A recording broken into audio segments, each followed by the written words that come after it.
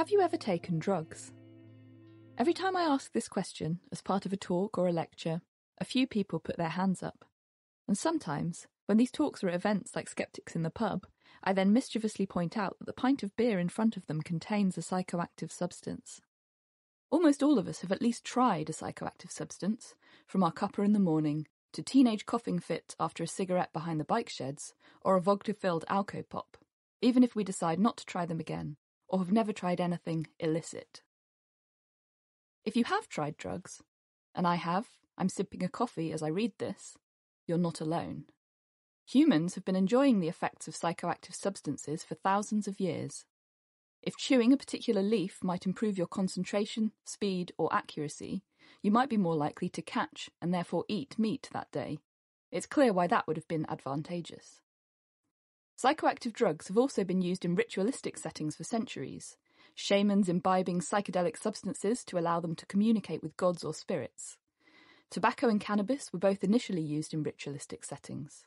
Psychedelic drugs such as ayahuasca still are in some Amazonian communities. The UK's drug of choice, alcohol, has probably been around since the Stone Age. Some historians believe that alcohol was a food staple before bread, as it contained plenty of carbohydrates. In all likelihood, it was considerably weaker than the beer we're used to today. Evidence suggests that even children drank it. What about more recently? Fast forward to the turn of last century, when machine rolling of cigarettes meant they could be mass-produced, and we see a new way to consume tobacco. In the UK and USA, the inclusion of cigarettes in soldiers' ration packs during the First and Second World Wars really cemented their place as a drug of choice in the countries. And even though cigarettes have fallen out of favour more recently, as evidence of how much of a health risk they are has weakened their appeal, the World Health Organization estimate that as of 2018, there are still 1.1 billion smokers worldwide, with 6.1 million of them in the UK. Even more Brits drink alcohol. Around 58% of UK adults, those over 16, drank alcohol in the previous week, according to the Office for National Statistics. And the history of alcohol as the UK's drug of choice is long and rich. As would be expected, illicit drugs are not as widely used.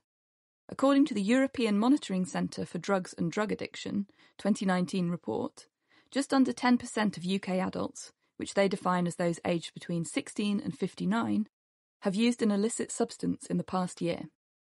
Cannabis is the most commonly used. The same report found that 12.3% of 16 to 34-year-olds in the UK reported using cannabis in the past year. Other drugs are even less common.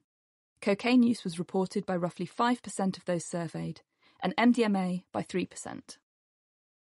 Drug use patterns are surprisingly inconsistent across the world. In East Asia, amphetamines are the illicit drug of choice.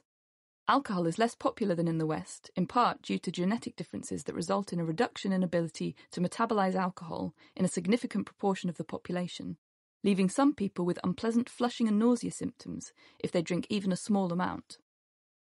In Germany, like the UK, cannabis is the most commonly used illicit drug. The next most common are amphetamines, although these are being used by less than 2% of the population. In some countries, particular drug use patterns occur because drugs are trafficked through them. For example, there's a distinct increase in opioid use in countries that lie between Afghanistan, where the poppies are grown, and Western Europe and the USA, where opiates can be sold for big money. In Russia, one route used to traffic heroin to Europe, HIV cases have shot up in recent years, with around half of new cases linked to injecting drug use. But although the drug of choice may be different, there doesn't seem to be any culture where drug use in some form or another hasn't been documented or observed. There seems to be something about humans that makes us want to alter our perception in some way. Is drug use innate? I'm not sure, but anthropologist Donald E. Brown certainly believes it's important. He listed mood or consciousness-altering techniques or substances as a human universal, something found in all societies and cultures, ranking psychoactive substance use alongside music, language, and play. Drugs have inspired works of art throughout history, from novels and plays to paintings and movies. The evocative Gin Lane by William Hogarth, depicting perhaps a scaremongering vision of a gin-addled London in the mid-1700s, might even be considered the first public health advert, as it was created to support a proposed Gin Act that was an attempt to curb drinking in the city, and contrasted with its sister piece, the far more wholesomely portrayed Beer Street. Legality may also have an influence on the prevalence of drug use, but not necessarily in the way you might suspect. In Portugal, for example, where drug use was decriminalised in 2001, prevalence of illicit drug use is much lower than most of the rest of Europe. The EMCDDA report puts cannabis use among young people in the last year at around 5%, with cocaine, MDMA and amphetamines all being used by less than 1% of the population. I will use the term psychoactive substances and drugs throughout this book, but these can be quite difficult terms to define. Drugs can mean medication we are prescribed by our doctors or substances we take for recreation, and the two aren't necessarily mutually exclusive. Ketamine, opiates, even cannabis all have medical uses, and trials investigating therapeutic properties of MDMA and psilocybin, the active ingredient in magic mushrooms, are ongoing. The UK government introduced the Psychoactive Substances Bill in 2016 and defined the term as something that, by stimulating or depressing the person's nervous system, affects the person's mental functioning or emotional state. Think about the way a glass of wine can make you feel relaxed, and 2 or 3 can affect your ability to think clearly. This definition isn't brilliant, though. Chocolate or sweets, maybe even sex, could legitimately be defined by the description above.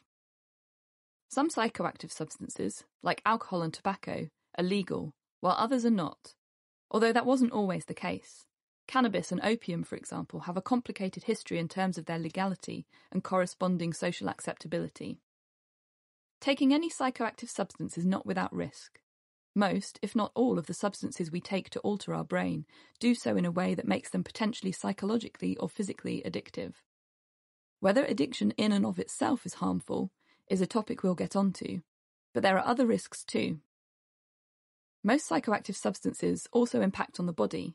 Stimulants increase heart rate and blood pressure, which can put a strain on the heart and circulatory system, while depressants can slow things down, like breathing, and potentially lead to loss of consciousness, or worse.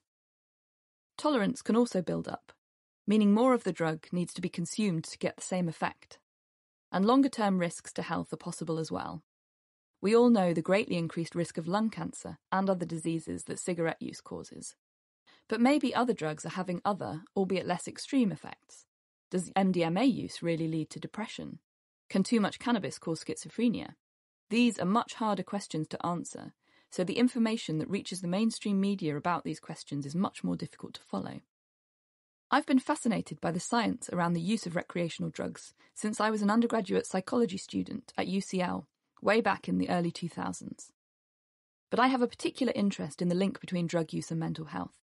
I did my PhD in Bristol looking at the links between cannabis and cigarette use and later depressive symptoms or psychotic-like experiences by studying a group of UK-based teenagers called Children of the 90s who have had data collected on them since before they were born.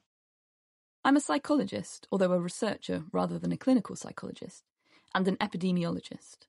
I now work at the University of Liverpool, where I teach medical students and do my own research. But I'm not a medical doctor. As such, when I present evidence, I'm talking about research evidence, often at a population level. This book aims to provide information about recreational drugs based on scientific evidence. It's not a political book. It is not an argument for or against legalisation or regulation of substances. It's trying to be as dispassionate as possible and sticking only to what we've uncovered through scientific research. This means there will be times when I tell you that we don't know the answer. I hope that's okay. But one thing I will do my utmost to avoid is the addition of any hyperbole, any spin, or any judgment. However, I can't promise that I won't sneak in any stealth statistics lessons. And here's the first, about how it's difficult to do research looking at drugs. When we do population science, epidemiology as it's known, we often want to find out whether a particular behaviour or environmental exposure increases or decreases the risk of some negative or positive outcome. The best way to do this would be to conduct what's called a randomised controlled trial. Say you're interested in finding out whether taking vitamin supplements is associated with the risk of getting a cold. You'd take a large group of individuals, and I mean large, we're talking hundreds or ideally thousands here, and randomly assign half to receive the vitamin and half to receive a placebo sugar pill. In order to minimise bias, you wouldn't tell the individual in question whether they were getting vitamin or placebo, and the experimenter wouldn't know until after the data had been collected either. The people enrolled in the study would be followed up for an appropriate length of time, and the number of people getting colds in each group would be calculated and statistically tested to work out the likelihood that any differences seen could have occurred by chance. You see the problem here when we're talking about substance use. Despite my best attempts at persuading university ethics committees, they're not really keen on us recruiting a bunch of teenagers and randomly asking one group to smoke, one to drink alcohol, and another to start using cannabis. Even if we could persuade them to stick to only one substance throughout the trial, which, given teenagers' proclivity for risk-taking behaviour, being led by their peers and experimentation, is unlikely. I am, of course, joking. This would be a horrendous, unethical and impractical experiment to run. Because we can't do an experiment, we are left to observe what people choose to do. And the people who choose to use cannabis, as an example, are likely to be different from people who choose not to, in loads of other ways. They might also be more likely to drink alcohol or smoke cigarettes. There might be differences in their childhood experiences that led some of them to experiment with cannabis, or in their peer groups. If your friends are all using it, you might be more likely to try it simply because you have access to it. We try to take these differences into account using statistical techniques, but this relies on two factors: knowing what all the differences are and being able to measure them accurately. Because of these limitations, it's very difficult to be sure that an association means one thing causes the other. If we see depression at higher levels in people who drink alcohol than those who don't, does that mean that alcohol increases the risk of depression? Or that having depression leads to people being more likely to start drinking, or to drink more heavily? A third option is that some other factor, struggling at work maybe, or going through a divorce, might increase both the risk of depression and the likelihood to drink. As the cliché goes, correlation does not equal causation, except when it does, of course, but that's not every time. So how do we work out which scenario is correct? Throughout this book, I'll try and pull out useful ways of interpreting studies you might see reported in the newspaper, and I will consider what makes certain study designs better or worse in terms of providing good evidence. Given that drug use might be a human universal, it's been seen throughout history, and most of us have at the very least dabbled, or know someone who has, it's worrying how much misinformation there is about how drugs affect the brain and body and the potential risks of using them. And for a small but important minority, the risks of taking drugs can be severe. Do we know who is at risk? Are there ways of predicting it and preventing it? This is a book that you can sit and listen to from start to finish. But equally, if there are particular substances that you're interested in, it's also fine to dip into any chapter and go back and forth through the book. To help with that, I've also added a glossary in the PDF that comes with this audiobook, so I won't define terms every time they crop up. For each substance in the book, we'll cover the short-term intoxication effects and potential long-term risks from regular use of the substance. We'll tackle the myths and misconceptions that exist around them and whether they have any medical uses, as well as covering all sorts of interesting findings, history, and cutting-edge research that is currently going on. Where I've interviewed individuals about their drug use, some names have been changed.